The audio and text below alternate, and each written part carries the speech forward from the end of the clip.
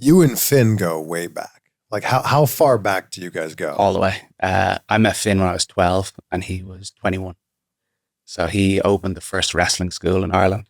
And before that, there was no wrestling on an independent level there.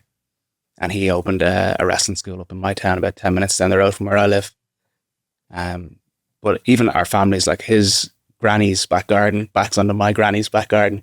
Wow. In Bray, we're that close to each other. So yeah, I've known him like my entire adult life. Did you, like, before you met him, was he just a legend in Ireland? No, because he hadn't done anything. Huh. He was just a dude. You know, he still is just a dude, but you know what I mean? He was like a 21-year-old kid that had rented out a school hall, and he was going over to the UK and doing like 6-week training camps with NWA UK. And then he'd come back to Ireland and there was 30 of us in a wrestling gym and he'd tell us what he had learned. So he was only ever a couple of weeks ahead of us in training. So were you in wrestling school at the same time Becky Lynch was? Yeah. Yeah, I came at the same school? Yes. Yeah. Yeah, I was always actually the one that was paired up with her a lot because I was the smallest and she was a girl. So we had comparable levels of strength. But I was the youngest in the school by like 7 or 8 years.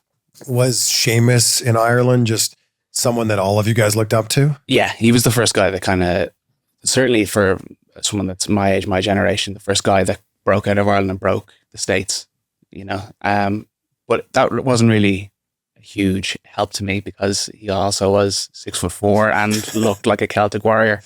You know, the guy that kind of made me stop and go, oh, this is a possibility was Finn. He was walking that path ahead of me. You know, he did Japan, he came to America, and he was just another guy from Bray that came through the same school that I did from the same mats that I trained on.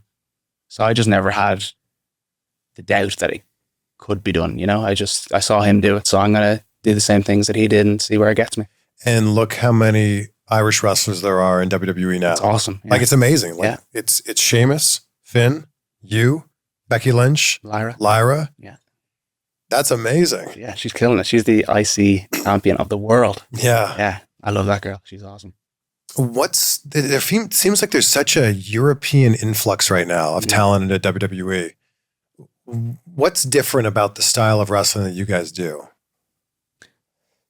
I think we focus more on like the actual mechanics of wrestling and manipulating body parts, and we all know how to, like, what it's like to be in a real fight and to move somebody around, and it's less like had never cut a promo my first like 10, 12 years wrestling. I was just a guy on the card, you know, like just in one-off individual singles matches. I didn't need to learn how to tell a story until I was doing OTT in my like 13th, 14th year wrestling. And I didn't need to. It was just about having a wrestling match, you know, an exhibition.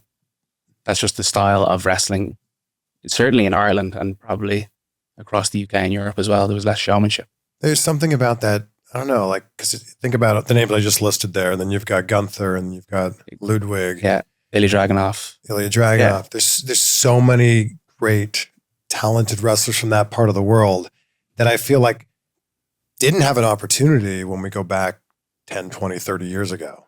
And now it's happening. Yeah. Yeah. Well, there's like a clear bridge now you can follow. Yeah. Especially when I loved when NXT UK was up and running. I thought that was an unbelievable opportunity for all the independent wrestlers in the UK. Like, that's a stepping stone to get you to the promised land, you know. And myself, Pete Dunne, Tyler Bate, Walter, Gunter, Ilya, you know, we all came through that and learned the WWE style there, and then we were ready-made for bigger things when we got here.